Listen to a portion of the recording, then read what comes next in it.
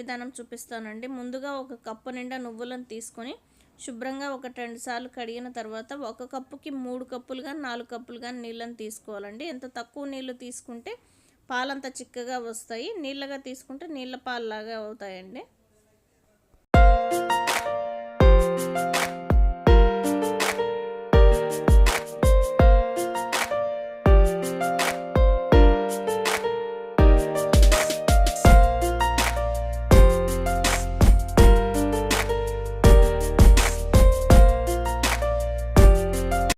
ఇప్పుడు ఈ నువ్వులని 6 నుంచి 7 గంటల వరకు నానబెట్టి ఉంచుకోవాలి.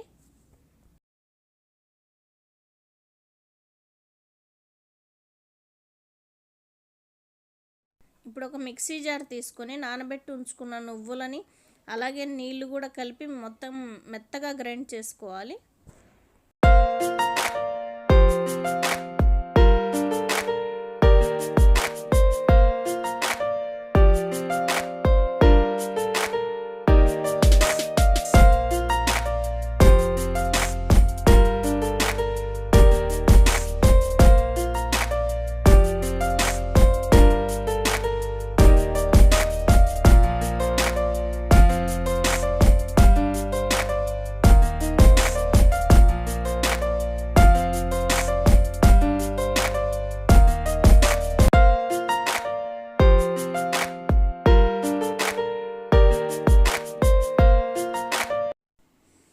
మిక్సీ మెత్తగా పట్టుకున్న తర్వాత ఇది నేను తక్కువ నీళ్ళు తీసుకున్నాను కాబట్టి చిక్కగా వచ్చిందండి.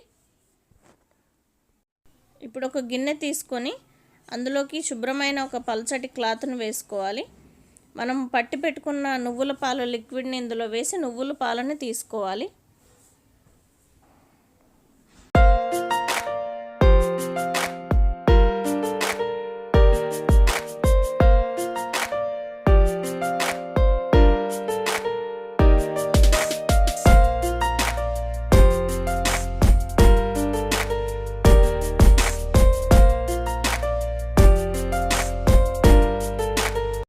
నువ్వుల పాలు తీసాక క్లాత్లో ఉన్న పిప్పిని మళ్ళీ కావాలంటే వాటర్ వేసి మిక్సీ పట్టి మళ్ళీ వడగట్టచ్చండి.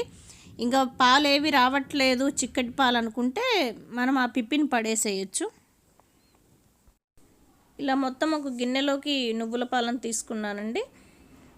మనము నువ్వుల పాలని క్లాత్లోంచి పిండేటప్పుడు ఇలా కింద శుభ్రమైన ప్లేట్ కానీ లేకపోతే ఒక మంచి గిన్నె తీసుకుంటే మనం పిండుకున్నప్పుడు పక్కన పడిపోతాయి కదా, ఆ నీళ్ళను కూడా మళ్ళీ ఈ గిన్నెలోకి వేసుకోవచ్చు. ఈ నువ్వుల పాలను వేడి చేసి తాటి బెల్లం వేసి పిల్లలకు ఇవ్వచ్చు, లేకపోతే ఏదైనా కూర చేసేటప్పుడు ఆ కూరలో ఈ పాలు వేసుకోవచ్చు. సొరకాయ కూర అలాంటివి కూరల్లో కూడా ఈ పాలను వాడచ్చండి. పాలను ఎలా వేడి పెట్టుకోవాలో చూపిస్తాను. ఇప్పుడు ఒక పెద్ద బాండి తీసుకొని అందులో కొన్ని నీళ్లు వేస్తున్నాను. అలాగే నువ్వుల పాల గిన్నెను కూడా ఇందులో మధ్యలో పెడుతున్నాను. పెద్ద బాండి పెట్టి ఈ నువ్వుల పాల గిన్నె చిన్నగా ఉంటే మనకు తీసుకోవడానికి ఈజీ అవుతుందండి.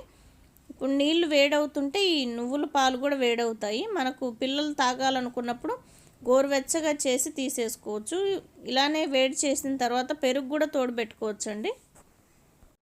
గేదె పాల లాంటి డైరీ మిల్క్ ప్రోడక్ట్ తోటి మనకు పని లేకుండా ఇలా న్యాచురల్గా మనము పాలు తయారు చేసుకోవచ్చండి. ఈ వీడియో మీకు నచ్చినట్లయితే లైక్ చేయండి, షేర్ చేయండి. ఇంకా బ్యూటీ ఆఫ్ లైఫ్ అనే ఛానల్ని సబ్స్క్రైబ్ చేసుకోండి.